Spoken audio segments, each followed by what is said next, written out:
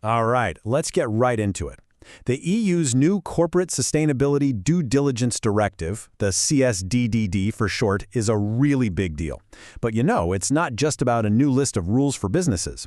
It's about building an entirely new system of consequences for what happens when those rules get broken. See, for a long time now, international standards for responsible business conduct have been, well, just standards, more like strong suggestions. But the European Union is basically changing the game. They're taking these guidelines and forging them into hard law, creating this massive framework for accountability that stretches all across the globe. So this leads us to the million-dollar question, doesn't it?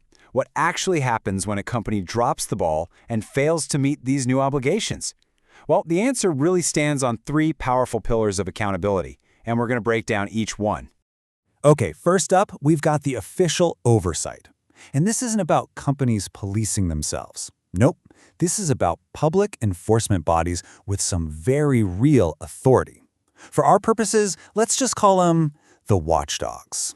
So, under this new directive, every single EU member state has to create what are officially called supervisory authorities. Now, the most important word here is independent. These are public bodies, and they're specifically designed to be free from market pressures or any other outside influence. Their one and only job? To monitor and enforce the CSDDD, period. And let me tell you, these are not just ceremonial positions. These authorities have some serious teeth.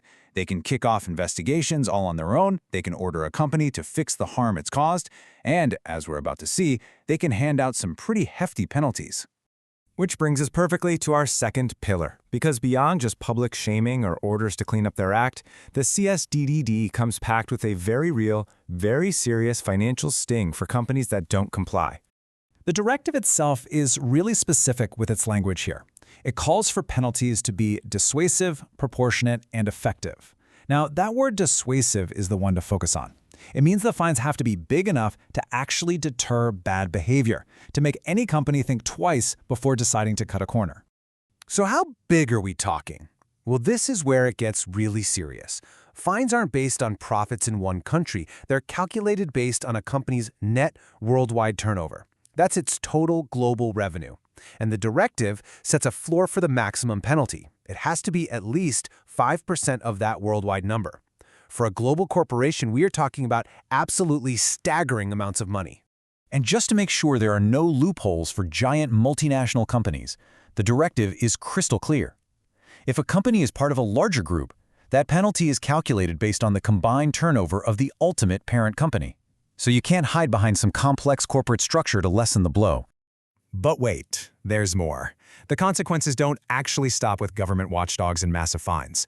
The third pillar of enforcement might just be the most direct of all, because it puts power directly into the hands of the victims themselves. This is the victim's recourse. For the very first time, this directive creates a clear-cut civil liability system. So, what does that mean in plain English? It means that a company can be taken to court and sued for damages if it messes up its due diligence duties and someone gets hurt because of it. So how does this work in practice? Well, a couple of things need to be proven. First, that the company either intentionally or just negligently, carelessly, failed to do what it was supposed to do.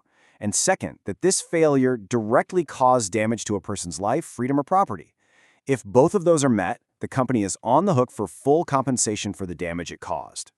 And to make sure that victims actually have a fighting chance at getting justice, the directive sets a minimum time limit. People who have been affected will have at least 5 years to bring a civil liability claim. Now that's a huge deal, because short statutes of limitation have often been a massive barrier that stops these cases from ever even getting to a courtroom. So when you put these three pillars together, the public watchdogs, the massive financial sting, and the direct recourse for victims, it becomes pretty clear that we are walking into a brand new era of corporate accountability. So let's just recap it one more time really quick. You've got public watchdogs that can investigate and issue orders. You've got potentially enormous financial penalties that are tied to a company's total global revenue. And on top of all that, you have a direct pathway for victims to sue for full compensation. It's a three-pronged system, and it's designed to make compliance the only real option. What this all boils down to is that corporate responsibility is shifting. It's moving away from being a PR exercise and becoming a core legal and financial risk. The era of just voluntarily following standards seems to be ending, and we're entering an age of mandatory enforcement.